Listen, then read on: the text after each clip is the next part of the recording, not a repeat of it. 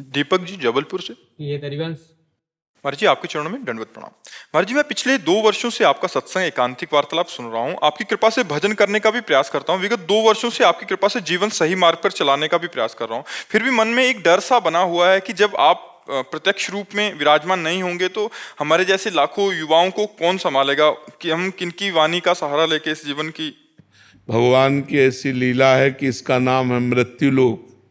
यहाँ मरना तो पड़ेगा भैया, चाहे हम हो चाहे आप हो, समय आने पर शरीर छूटेगा। तो हमें लगता है कि संतों की वाणी हमारा सहयोग करती है। जो संतों के वाक्य हैं वही हमारे गाइड हैं। अगर हम संतों के वाक्यों को माने तो संत के चले जाने पर वाक्य तो रहेंगे ना, हम उन वाक्यों के अनुसार चलें। शरीर तो नाशवान है, आज है कल नहीं रहेगा, ये पक्का है। हमारा तुम्हारा या किसी का भी जब जहाँ जिसका आया उसको शरीर छोड़ के जाना पड़ेगा।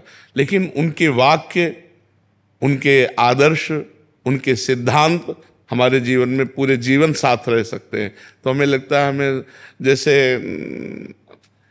हम बचपन से भगवान के मार्ग में चले ना, तो हमारा थोड़ा तार्किक दिमाग था इसलिए कह रहा हूँ कि पहले, अब तो श्रद्धा से संपन्न हो गया क्योंकि प्रिया प्रीतम की उपासना।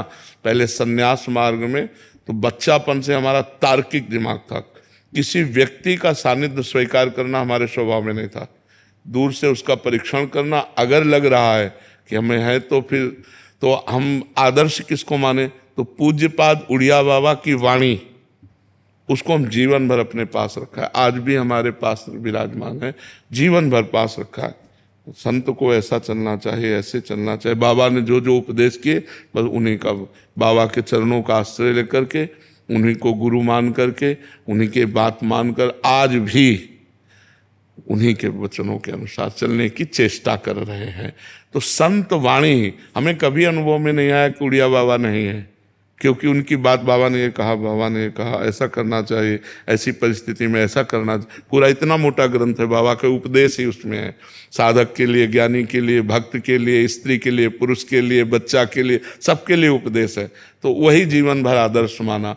तो हमें लगता है अगर हम संतों की वाणी को अपना मित्र बना लें तो वियोग का दुख नहीं अनुभव होगा। अगर हम शरीर को अपना मित्र मानेंगे तो ये मरण धर्मा है, इसका नाश होगा, आज नहीं तो कल जरूर नाश होगा। ये नाशवान का नाश होगा, मुझ अविनाशी का कभी नाश नहीं होना। तो अविनाशी की वाणी को मानो तो अविनाशी पद में आ जाओगे। विनाशी शरीर तो इससे प्यार न करो, ये नाशवान शरीर है, इसकी महिमा बिल्कुल कुछ नहीं है। पानी का बुलबुला अभी दिखाई दे रहा है, 1 मिनट में फूट गया। कहो बोलते बोलते रा बोल पाए धा ना बोल पावे, ऐसा सिस्टम है कि हम राधा उच्चारण करना चाहते, रा ही बोल पाए, धा तक पहुंच ही नहीं पाए, चले गए। ये बहुत विचित्र खेल है। इसलिए हमें किसी भी शरीरधारी से आसक्ति नहीं करनी चाहिए, व्यवहार भगवत स्वरूप मान के करना चाहिए और आसक्ति अविनाशी से करना चाहिए। ये विनाशी शरीर वियोग को प्राप्त होने पर हमारा हृदय व्यथित हो जाता है, फिर हम सत्य धर्म का निर्णय नहीं कर पाते। व्यथित हृदय वो सही नहीं होता। अशांतस्य कुतः सुखम, जब चित्त शांत हो गया तो ये लगेगा बाबा चले गए, फिर मन माननीय आचरण शुरू हो जाएंगे। और ये कि बाबा तो चले गए लेकिन बाबा ने जो कहा वो हमें करना है, उनकी आज्ञा के खिलाफ नहीं चलना। तो आप देखोगे यहीं दिमाग में बैठा मिलेगा। जैसे हम उड़िया बाबा का चिन्ह, तो हमें लगता है उड़िया बाबा यहीं बैठे हुए हमारे, ऐसे से ऐसे करो, ऐसे से बाबा ने कहा ऐसा। तो हर समय बाबा का चिंतन, बाबा की वाणी का चिंतन, तो उनका सानिध्य हमें निरंतर अनुभव में आता रहा। महाराज जी जब कभी ये मन परेशान होता है तो ना आपके आगे धाम में दर्शन कर लेते तो बिल्कुल सब शांति, मतलब क्या एक वो डर रहता है। हाँ ये अब इसमें हमारा भी बस नहीं कि हम बने रहे। अब वो भगवान के बल से चल रहे हैं। भगवान का एक आध्यात्मिक बल है, उसी आध्यात्मिक बल से भगवान चला रहे हैं। नहीं तो जो शरीर की हालत है, जो किडनी की हालत है, बिल्कुल वो क्रिया रहित हो चुकी है, बिल्कुल क्रिया रहित है। पर हमको आपको सही बताया बच्चा, बिल्कुल कोई कष्ट नहीं।